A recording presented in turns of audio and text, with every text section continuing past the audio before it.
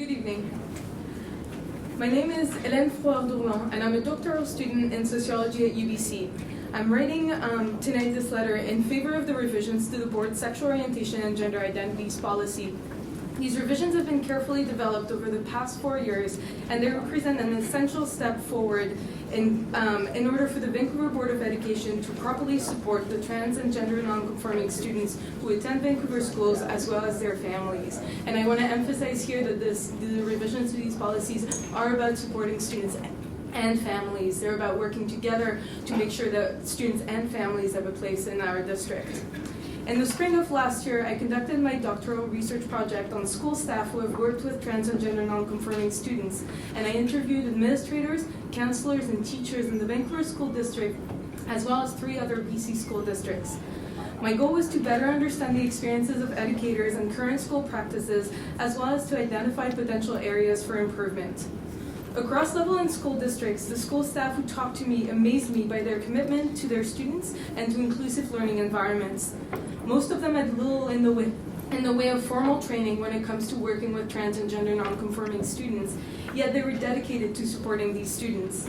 However, as a consequence of their lack of training, many staff and administrators felt unsure how to best support these students, and the majority of them simply didn't have ready access to accurate and up-to-date information on best practices, leaving them to make crucial decisions without the benefit of data or experience. Within the Vancouver Board of Education, educators indicated that having an LGBTQ policy and an anti-homophobia and diversity mentor who could provide guidance for trans and gender non-conforming students made a significant difference in how confident they felt in their capacity to support these students and their families. While this is very positive, I want to stress that it was also obvious from talking to staff and administrators that although the current policy provides a general framework for creating safety and inclusion for LGBTQ students, it does not provide specific strategies and guidelines to consistently support trans and gender non-conforming students based on current best practices. The 2004 policy leaves too much room for unhelpful and unpredictable responses on the part of staff, especially if the social responsibility and diversity team is not closely involved, and district staff simply do not have the capacity to be closely involved with every situation that involves a trans and gender non-conforming student. This can lead to harassment, discrimination, and a lack of safety for these students. The policy revisions are therefore essential because they take the important and necessary step to set in writing clear guidelines for staff to follow, guidelines that meet expectations for best practices in this area.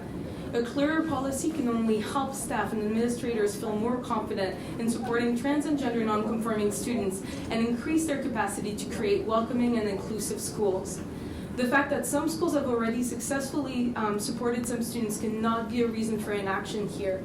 It leaves other trans and gender non-conforming students and their families vulnerable to situations where staff do not have access to crucial information, which can create difficult circumstances regardless of how well-intentioned educators may be. Families of trans and gender conforming children often have to advocate tirelessly in their lives, with little certainty about how seriously their requests will be taken. Revising the existing policy sends a very strong signal to Vancouver families that their school district is indeed committed to providing inclusive school environments for everyone, and that the district has a clear and informed sense of exactly what that means for trans and gender non-conforming students. In conclusion, it is clear that the revisions to this policy will have a positive impact not only on student well-being, student learning, and school communities by reducing the likelihood of misconceptions and harassment, but what educators shared with me in the course of my research makes it clear that these revisions will also create a more positive working and teaching environment for school staff by setting clear expectations to follow.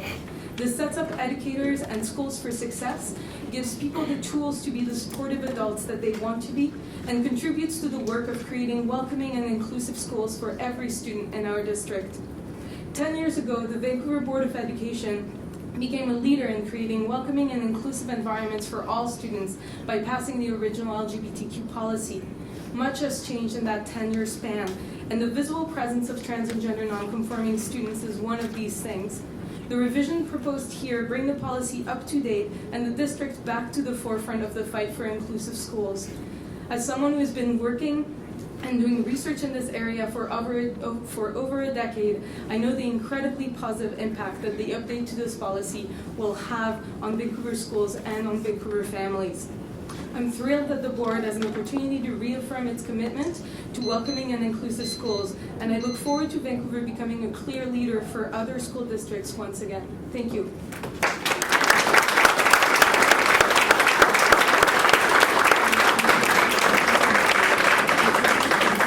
Thank you. Are there any committee questions? Trustee Backus? Thank you very much for your presentation, and I know you have done a lot of research in this area, and I'm wondering, one of the points that has been raised in some of the discussions is regarding the percentage of students who at some point, or children, identify as a different gender than their assigned gender at birth, but some who later make a different decision. And I've heard a number of 80%, and I've heard some debate, and I'm wondering in the course of your research if you have any ability to speak to that particular statistic and whether it is considered accurate. Yeah, so I can't speak to the statistics specifically. I think someone last week made it pretty clear that it tends to lump together students who are gender non-conforming or displaying any kind of gender non-conforming behavior with students who may actually actively identify as with the other gender. So that's the first difference when you're considering that percentage that's been thrown around. In my experience working with educators, by the time that students are expressing a desire to use different washroom facilities or different locker room facilities, this is not sort of a, a temporary kind of thing for them. This is a very important and deep sense of self that they're trying to reconcile with their lives. The other thing that I want to say on this issue is that to a certain extent, I think that it doesn't really matter what percentages of these kids may stick with the identity that they are affirming at the point that we're trying to support them. I think what's important to look at is what does the child need to be safe in the school and to be in an environment that is going to promote a safe learning environment for that child. And if that means temporarily providing a different washroom for the couple of years where they are exhibiting gender nonconforming behaviors and a gender nonconforming identity, and that changes afterwards, I think that doesn't actually challenge the need for that bathroom in the first place. I think that's actually exactly what schools need to be doing, is meeting the students and the families where they're at.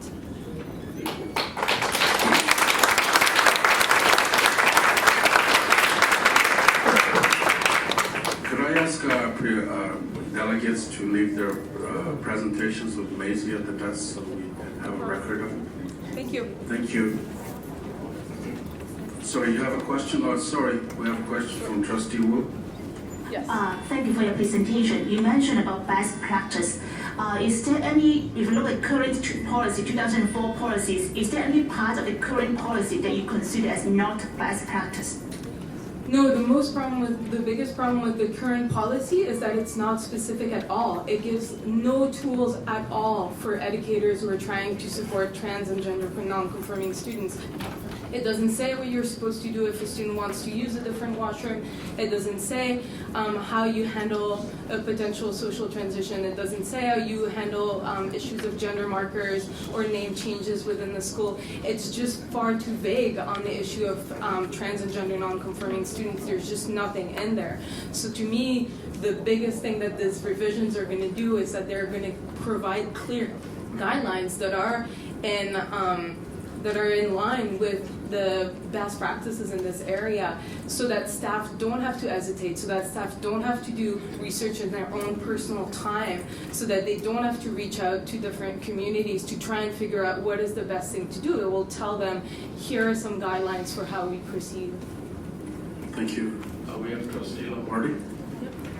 Hi, thanks very much for your presentation. Really appreciate it. Just wondering if, as you were doing some of your research and getting information, if you found other jurisdictions, especially Canada or perhaps in the US, that have been really on the forefront of developing policies to support all kids.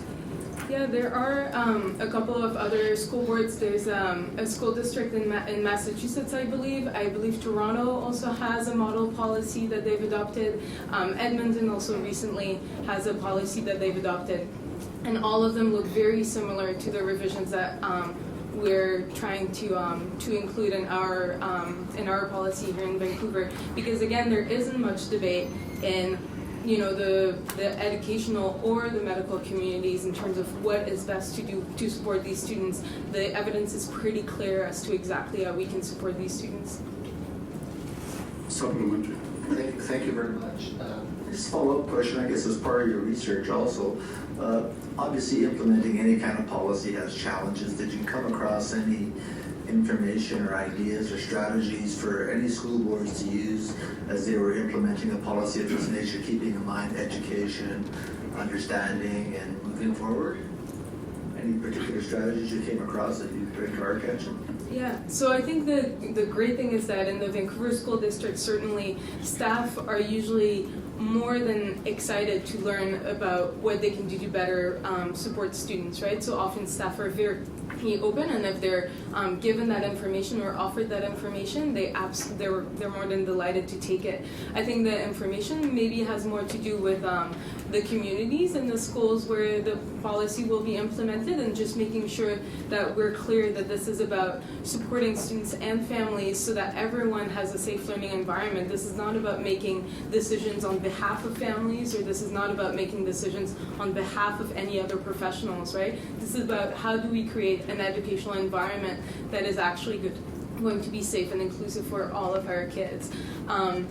In terms of informing and educating staff in particular, I think that as much education and opportunities for education that we can provide, and knowing that staff are obviously often already very overworked, are great, because not everybody, if there's one meeting or one Pro D day where a workshop is offered, not everybody is going to have the opportunity to do that. I've met with administrators who had like a half day at the beginning of the year where they just did a bit of education for all of their staff, not necessarily because they had a student, but because they knew that this might come up.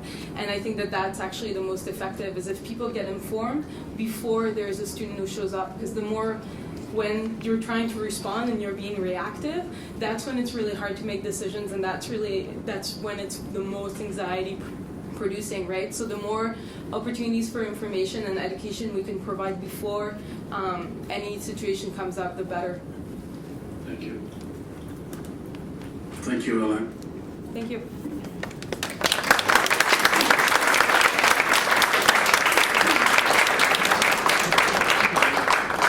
Carrie and Sarah Bercic.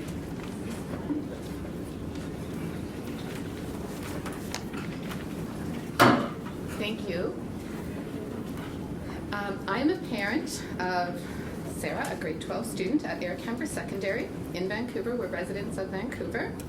I am here with Sarah, and we are speaking on behalf of the Hamber PAC executive, as well as numerous parents, staff members, students from the Hamber community. I'm here with the full knowledge and support of the PAC executive, where I sit as past chair. I am not part of what many of you may call a special interest group. I'm not the parent of a child that identifies as gender variant, nor am I an expert in the field of youth LGBTQ+ issues.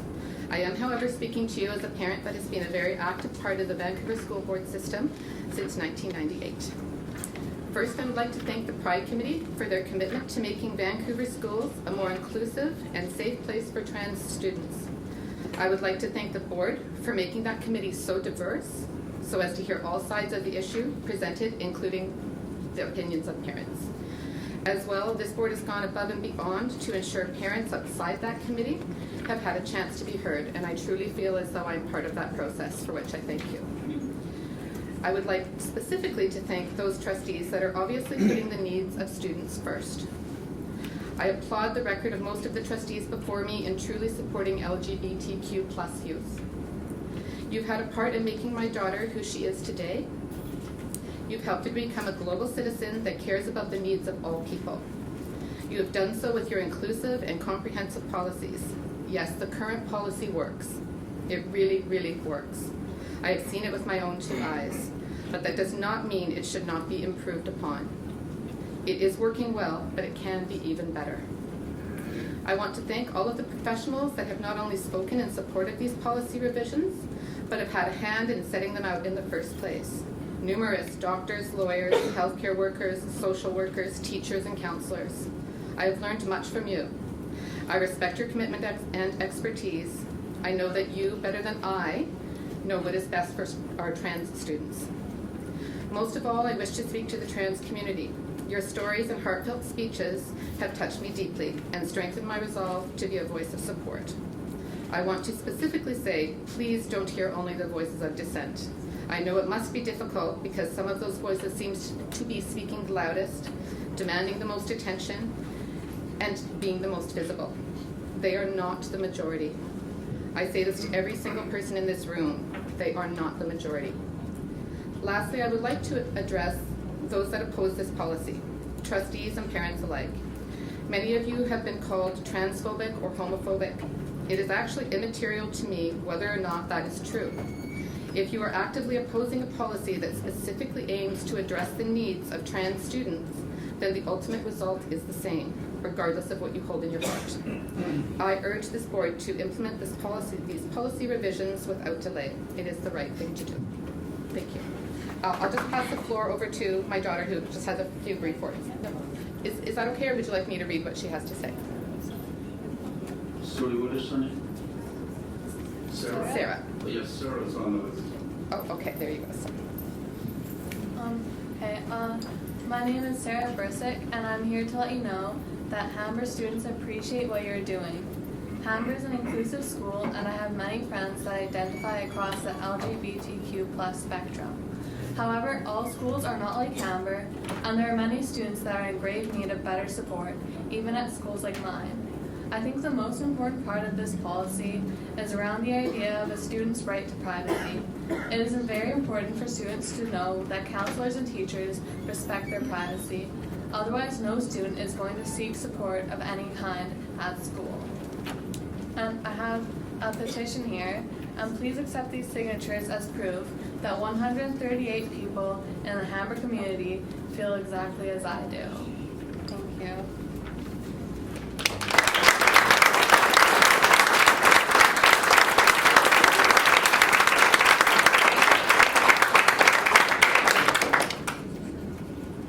Thank you. You can hand it over to Nancy. Oh, yes, we'll do that. Sorry, we have a question. Trustee Lombardi. Thank you very much for the presentation, Carrie and Sarah. Just maybe you could talk a little bit about what the process was at Hamber for the PAC to have a conversation about this and to come down with the position that you've taken for the benefit of everyone with other PACs and other schools. It came as quite a great surprise to me that I received a letter from the Bing chair, which has of course been widely circulated. I assumed that I received it as part of the mailing list as past chair. Our current chair hadn't received it, but when I received it, I was quite surprised, and it sort of hit me out of the blue because I really wasn't aware that there was an issue with implementing this policy. So I had a very short period of time to sort of find out how our executive felt. I immediately contacted our full executive. I spoke to them. I let them know exactly what I had hoped to say, or I wanted to say, and asked if they felt that they were in support of that. I would be here as Carrie Bercic parent were they not in support. But I really felt that I knew that the parents, I know many parents at Hamber, and I knew that the majority of parents were greatly in support of this. I had spent some time at the school organizing a social event where a number of parents were, all of whom were strongly in support. I have another member of our executive here today, right here, who is in support as well. And we, as an executive, decided that after having spoken to parents, I've spoken to probably 50 parents now at Hamber. I've contacted every single parent that I know, and in that time I have only had one parent say that they did not support this policy. I have done everything I can to make sure I know or get a hold of any parent that I can to find out how they feel. I wanted to make sure I was really accurately representing the parents at the school that I've spoken to. Thank you. Just for clarification, committee members, there was actually a new list, an revised list that came up that didn't include Sarah. There's questions from trustee tonight.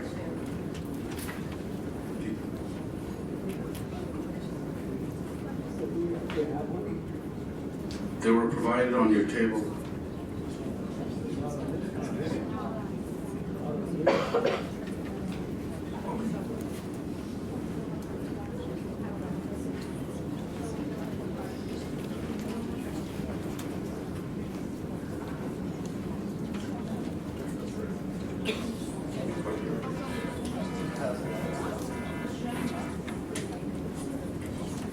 We'll get the revised list, and it's pretty basically the same. So our And next if it helps the delegation. procedure, I can read what Sarah Sorry, said. are there any other questions of Carrie? If not, thank you very much. Of course, thank you for giving us the time to speak. I appreciate it.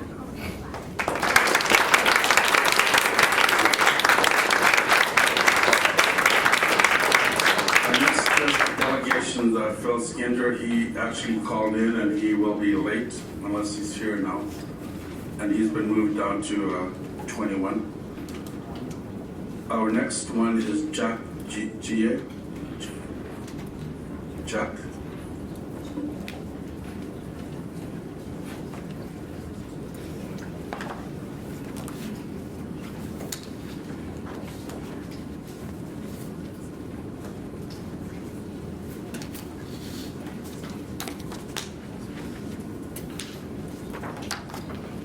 Hello.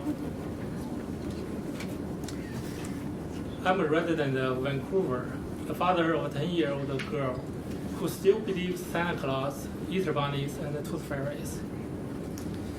Thank you to the chair and the honorable trustees for giving me the opportunity to voice my concerns about the proposed policy changes.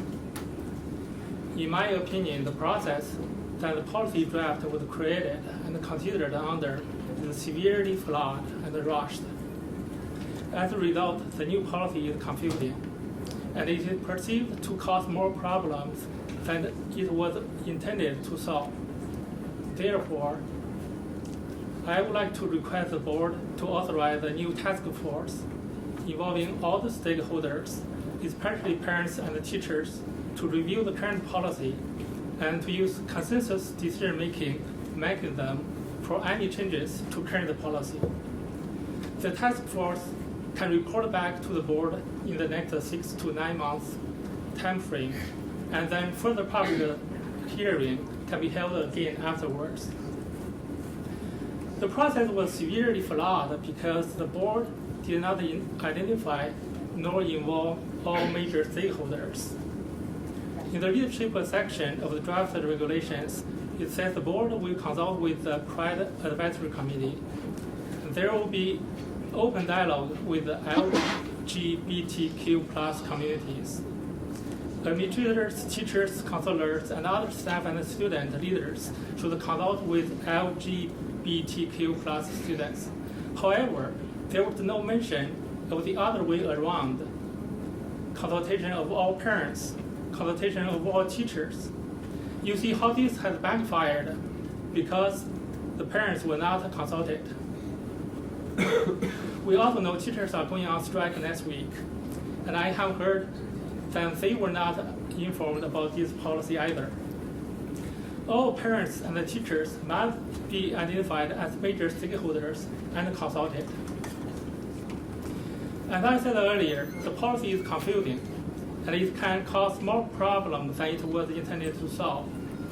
The draft uses confusing terms such as homophobic and transphobic, which could mean the emotional reaction of a child to an unfamiliar subject. For example, what if a shy young girl, when she sees male genitals in the first time in a washroom or change room, and she was shocked and traumatized? It may or may not be on purpose, but is that child going to be punished for showing such an emotional reaction? will she be accused of being transphobic? The behavioral aspect had already been covered by the 2004 anti-harassment and anti-bullying policy. Homophobic and transphobic are being used as labels to shut down any discussion on the real issues of concern to parents. We need more discussion of the impacts on other children and how to avoid new problems.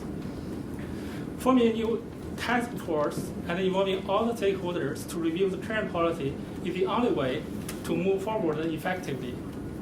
I'm now here for debate, and I do not like the way this is being painted as a win-lose battle between parents and LGBTQ community or battles among parents.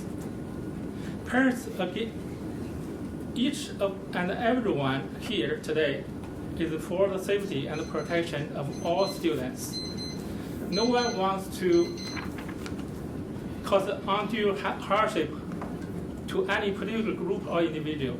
A policy will be effective if people feel that they were not hurt, will not be effective if people feel they were not heard and the policy was forced upon them. Involving all stakeholders and using consensus decision-making mechanism will ensure the buy-in of all stakeholders. After all, are we not trying to promote the tolerance of everybody? This manufactured war or win-lose battle only breeds anger, resentment, and intolerance. Please create a new task force and engage parents in a real discussion to find solutions that will work for everyone. Thank you.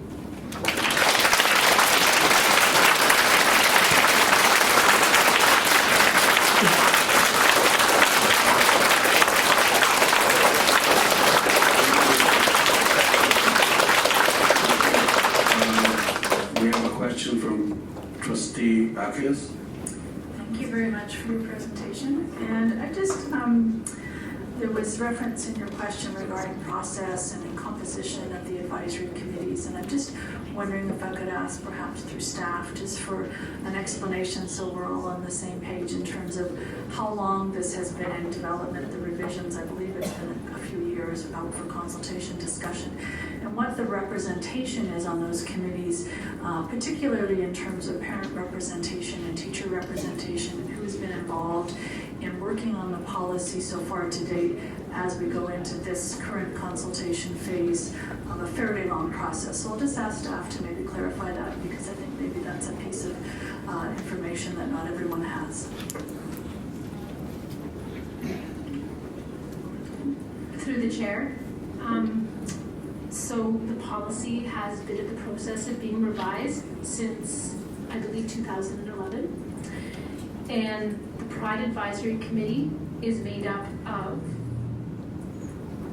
representations from employee groups, teachers, support staff, district staff, principals, vice principals, community representatives such as the VCH, Vancouver Coastal Health, and also DPAC, the District Parent Advisory Council. All of those groups, including DPAC, have been a part of the revision process all along and have been providing input. Could I make a comment on that? Or So we have a question from a trustee tonight. As a parent, I mean, you obviously put together a fairly well thought out brief. When did you become aware that this policy was in the works?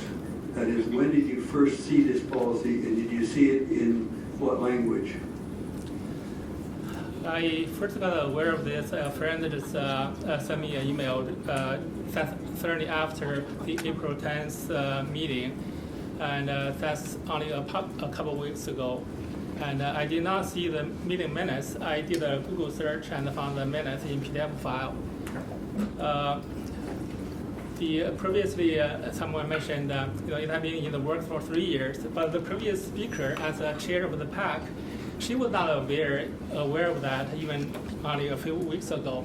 So apparently something was not done right. Thank you.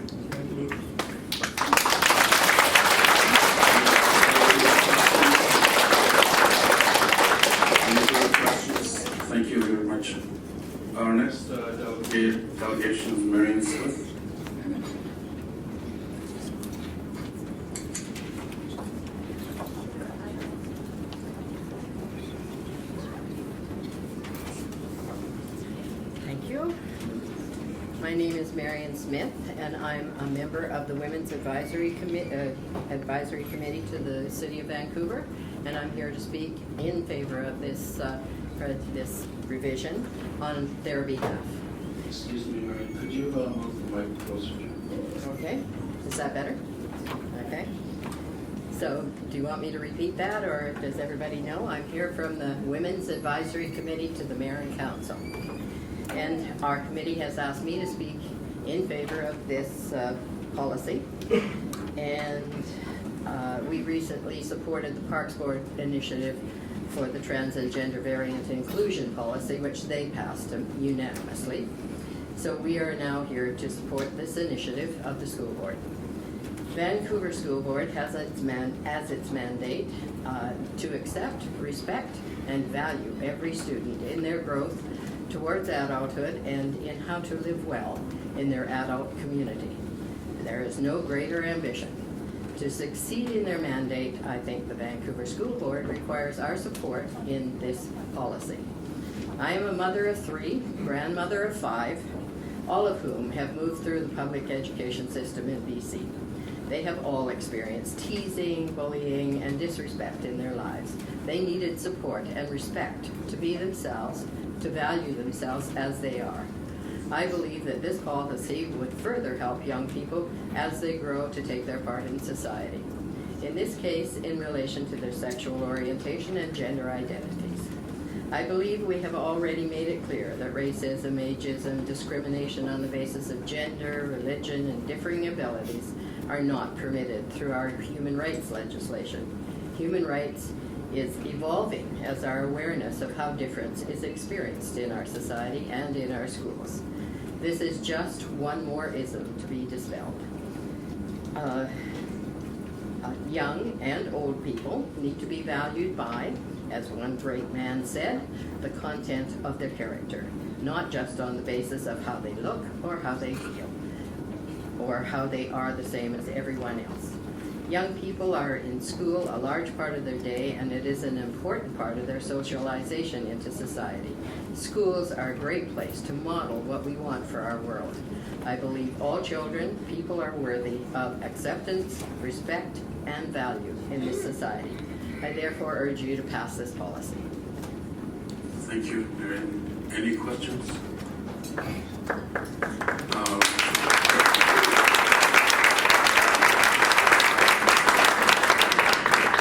Trustee Backus. Thank you very much for your presentation, and I appreciate the Women's Advisory Committee for making the effort to come out and speak in favor of this. And I should probably know the answer to this, so my apologies. Is there Vancouver School Board liaison representation on the Women's Advisory Council? Yes, there is. Sophia Wu. Thank you very much. Trustee Denick. Yes, we heard that the Women's Advisory Council had supported the policy from Trustee Wu made the presentation at the board on Monday night, or Tuesday night. She actually made the presentation saying that Women's Advisory. What I guess I need to ask is the question on the content on the changing policy with regard to human rights, which is not included in the change. Should that actually be in the policy? I believe the policy speaks to human rights. It doesn't identify it as such. Thank you. Any further questions? Thanks, Mary.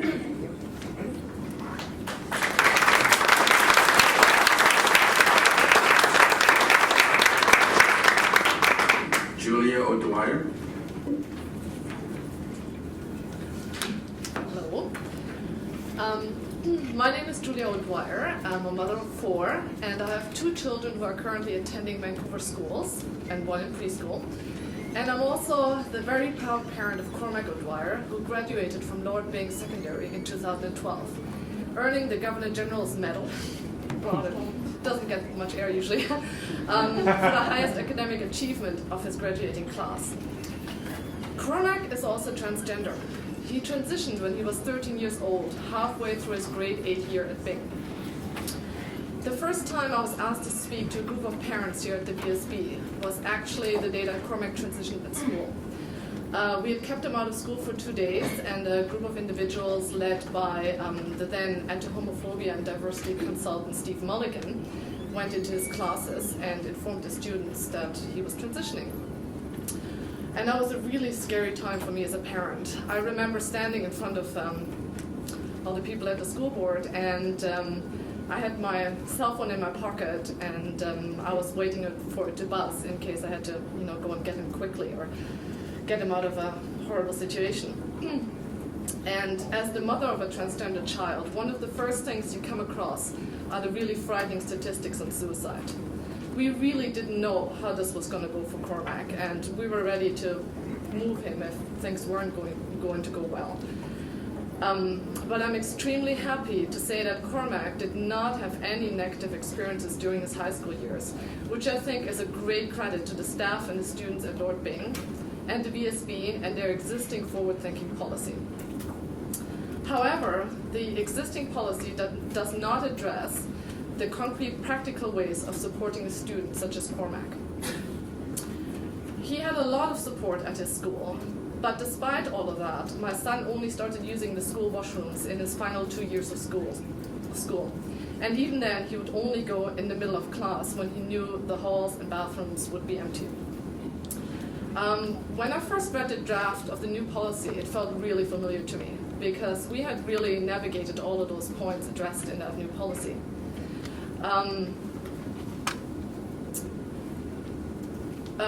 When we navigated those points in the document with the help of Steve Mulligan and the very supportive staff at Lord Byng, we had to come up with ways to support Cormac and other transgender students. And we frequently looked to see what the VSB policy was, only to find out that there were no guidelines. I had to meet with the staff at his school every September to ensure that there were provisions for bathroom and change room access. We had to work out how to enable Cormac to participate in PE, which he did in a boys' PE class in grade 9 and 10, and how to make sure that his correct name and gender were on all correspondence so that he would not be put into an awkward situation by being inadvertently outed by a staff member who wasn't familiar. I was able to advocate for my child, but I know that the experience for a child without supportive parents or a child in a situation where the parent is not able to effectively advocate for their child is quite different. Because of lack of specific guidelines in the current policy, the experience of transgender students across the school district varies widely, and there are big differences in how student cases are handled depending on staff, administrators, and the culture of the school. While the old policy makes huge strides to recognize and protect trans students, the new revisions create a roadmap of support guaranteed to each student, regardless of their or their family's ability to advocate for help. One of the points in the new policy which seems to have come under attack is about a student's right for confidentiality. As this is already offered to students when they approach a counselor under all other conditions, barring harm to themselves or others, I can't understand why anyone would think that one of the most vulnerable groups of students should be excluded from this. If any of my children felt that they were not able to come to me, I would wish that they were able to speak to a counselor at their school and that their confidentiality would be protected. I'm speaking here tonight as a mother of a transgender child who went through a high school experience where things were done right. Being transgender, born with a body that does not reflect who you truly are inside, will always be the more difficult path in life. And it takes tremendous courage. I applaud the courage of the VSB to put into place a policy that will allow those born with a unique perspective on life to really shine. Thank you very much.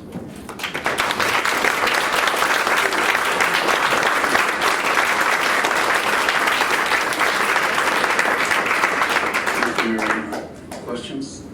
Trustee Backus? Thank you very much for your presentation and for sharing that story. And it's a bit of a personal thanks because my daughter was in your son's class in grade 8 when you went through this as a family.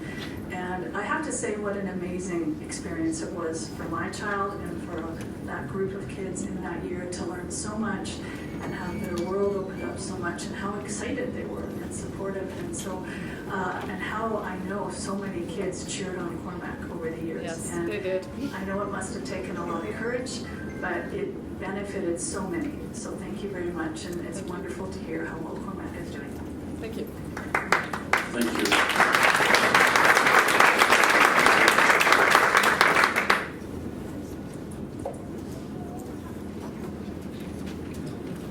Just a reminder that if you could turn your cell phones off so they don't interrupt the deliberations. Our next presenter is Jane Wang.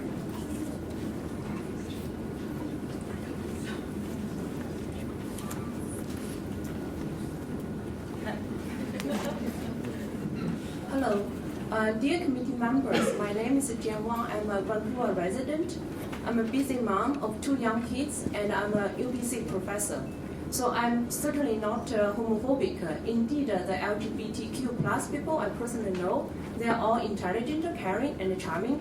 I respect the fact that everyone is different, and I want to acknowledge that we are all parents, and we all just want to protect our kids. So in that sense, it's no different for parents of trans kids or not. So I'm here to urge the committee to consult widely and ensure that no students will be negatively impacted by the proposed revision. I believe that this revision is being rushed through without proper transparent consultation when there are still critical, reasonable concerns, including number 1, why are the proposed revision considered the best practice for trans students? Number 2, with the proposed self-identification and confidentiality regulations, how will the proposed revision affect other kids at school? Number 3, with the proposed self-identification and confidentiality regulations, how will it affect the law and rights of parents regarding their own kids? I didn't get answers from May 14 meeting, so I'm here again. So I'm going to focus on concern 2 because I only have 5 minutes. So here I have the VSB released FAQ.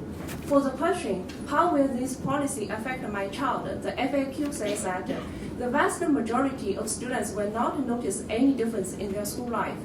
However, considering that Section G, which is 4 pages, is a completely new section that touches almost all aspects of student life, I think this answer is either too naive, incorrect, or purposely misleading. So let me use item B of G.7 as an example. It states trans students should have access to the washroom and change room that correspond to their gender identity, the self-identified gender identity. So how will this affect other students? How will the privacy and security of all students, especially female students, are protected? Now let's look at 2 recent scenarios. The first one is happened in Tucson, Arizona, US in March. So in March 2014, the Tucson School Board passed a very similar policy. In a very recent news article, it reported that one 10-year-old son was using the urinal when a student he identified as a female walked in on him, and also a boy was reported to be very uncomfortable after a child he knew as a girl removed her underpants in front of him. So many concerned parents raised this privacy issue to the school. School officials said that they had temporarily addressed the issue by blocking off all the male urinals in the boys'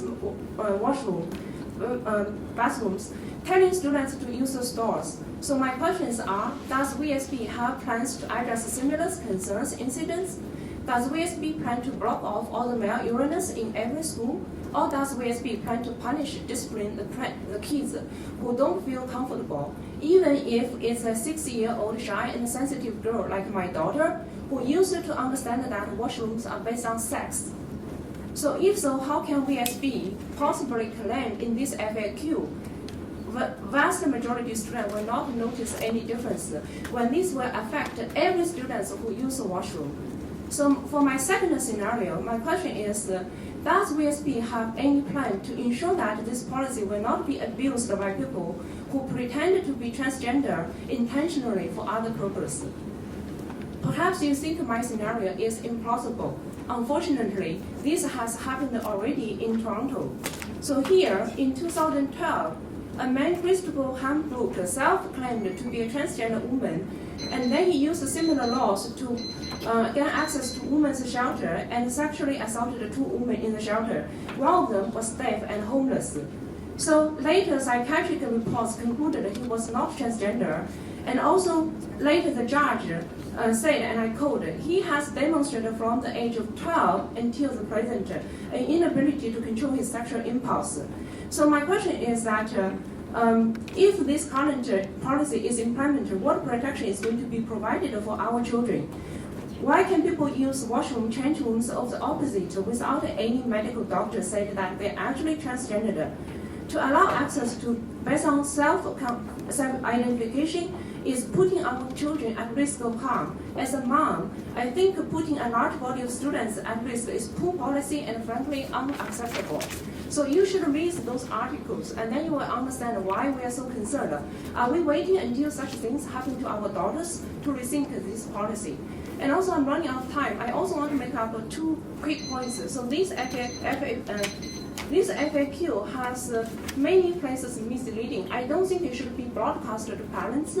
And also by seeing what's going on in California for their similar policy AB 1266, I'm very disappointed how VSB has handled this issue right now. So please, first, do not harm. Keep the simple rule in mind.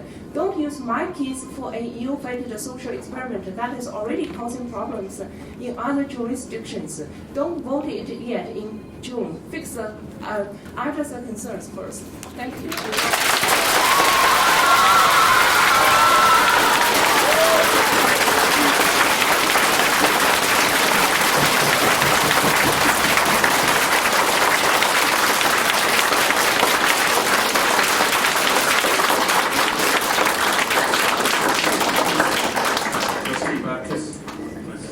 Thank you very much for your presentation, and I'm going to ask staff in a minute if they can respond to that. You've raised several questions that I think would help to have clarified by staff. But I just wanted to ask specifically, you mentioned the frequently asked question sheet and that there were several misleading points. Could you just specifically let us know what those are so we can ask staff to clarify? So first one, I think this FAQ, I got it through QE PAC. QE PAC got it through the principal. I think apparently from VSB. So I can give you one example about the misleading part. So there's one question said that do other school boards have policies like this in BC? And then the answer is that at least 32 school districts in BC have policies related to non-discrimination of LGBTQ plus students. To me, this answer has nothing to do with this question. So the question is like this, and the answer is not to the question of like this. So this ACB precision, the truth is that I actually have a list. I actually personally went through this list. So the truth is that among all these BC school district policy, there are 0 school boards in BC that have a policy like this revision. They are actually, if you ask me, they are all similar to the old VSB 2004 policy. I can give you one example. Printed here, this is the most recent one. The latest one was approved on February 25, 2014 by Prince George. And if you read this policy doesn't include anything as our section G in this ACB revision. The washroom, the keyword washroom, change room only appeared in this VSB revision. It doesn't appear in any single policies in BC. And so by the way, if you allow me, because I'm an engineering person, so if you ask me, I think all this washroom, change room regulation is proposed as a year-post engineering problem.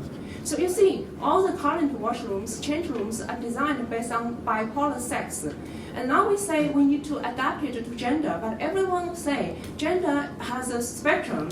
So you ask a washroom, change rooms designed based on sex to accommodate a gender spectrum. Sex doesn't have a spectrum. So if you ask any communication people, they will say basically means that if you don't have the bandwidth, your communication channel doesn't have enough capacity to accommodate this one. You need to increase your bandwidth. It's not like say you put all your signals into the current. You need to improve the bandwidth. So for me, I think improving the bandwidth is not let self-identified trans student to freely select any washroom. You need a private separate washroom. That's what we call increase the bandwidth. Okay. Thank you.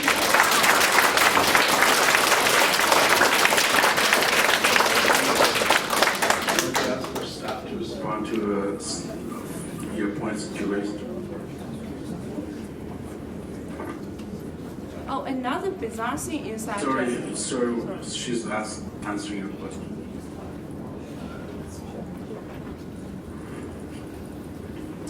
Through the chair, I will address the washroom question. So, first of all, part of the policy is to encourage and establish all gender bathrooms at schools. Secondly, I want to point out that there are students who have made social transition in Vancouver schools without any problem whatsoever. I wanted to also, just through my experience, if I may add, those transitions have been very positive and have had a lot of positive response from staff, administrators, students. And I know that when students transition, it is a very difficult process, and they are very vulnerable to be targeted for physical and verbal assault. And any behavior, bad behavior, problematic behavior in bathrooms is addressed as such. Any student who has inappropriate behavior in the bathroom, it is addressed by schools. Thank you. Trustee Wu? Thank you, Chair. So happen I have exactly the same question that Trustee Bacchus had. So my question is, can you give it? It's what? It's the camera.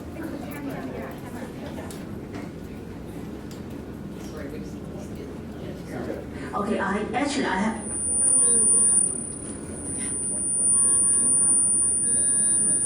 Oh, it's something else. Something that's not the camera. It's not the camera. So you want to like how easy Yeah, I think it's. Yeah, it's not the camera. It's just, yeah. It's not your camera. Okay. Trustee Wu, could we have your question, please? Thank you, Chair.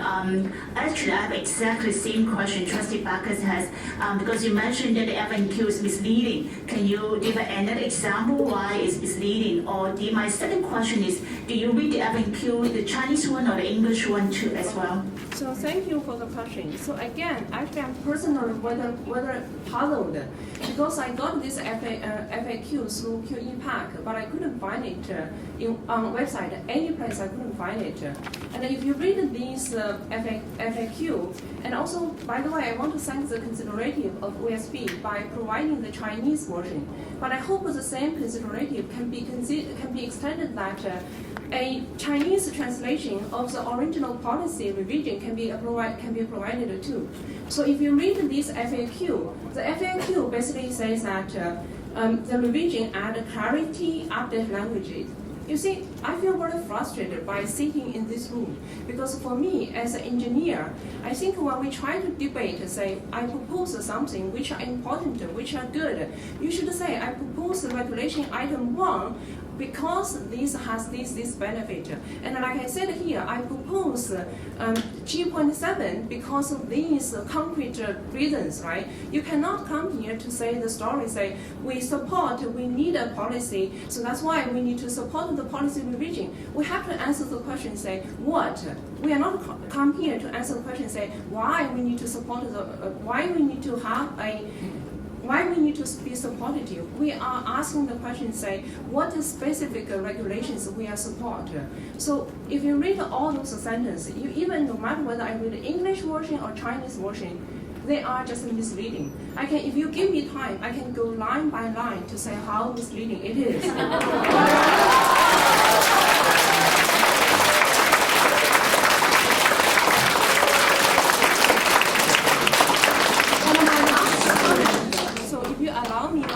Comment is that look at what's happening right now in California. I think I'm not allowed. Excuse me, Stephen, like she's answering. Okay, let her go. Should I say?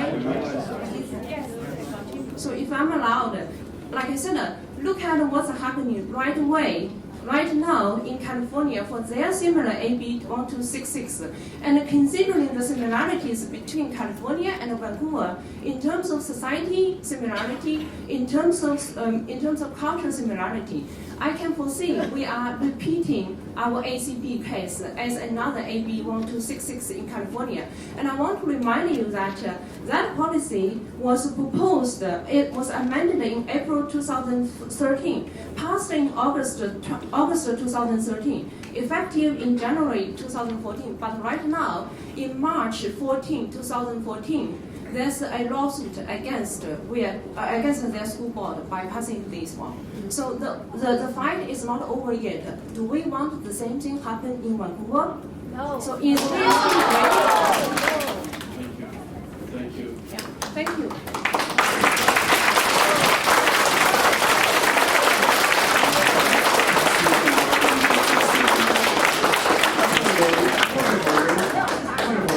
Why was Trustee Wu's mic turned off? So I'm still in the spot, or can I leave here? Sorry. One moment, please. Through the chair, just to clarify, I'm playing with the buttons and I'm trying to read policy and turned him off when that speaker is on, and I haven't turned them all back on yet. So I will do so now. No, all of yours are on the same switch here. And that it feeds back for her, so I'm just trying to make sure that I don't get feedback. I apologize if that was a problem. Trustee Lombardi. Thank you. Could I get staff to clarify the wording of the proposal and how the washrooms would work? It's my understanding that we're talking about putting in private washrooms where there'd only be one person in there at a time with a locked door. Can you maybe elaborate on that for me? So through the chair, and Stephanie may wish to add to this, but the notion is that a gender-neutral washroom would be provided, and that is a private single occupancy washroom, and most of our schools already have that, and where they don't and where we need to do it, this policy would enable us to make that happen. Thank you. And my last point is, again, thank you for the presentation. If you have particular suggestions and ideas for revisions to the FAQ, we request that you would send them in to us in writing. I don't Thank you. If you could leave your presentation with Macy. Thank you. Thank you.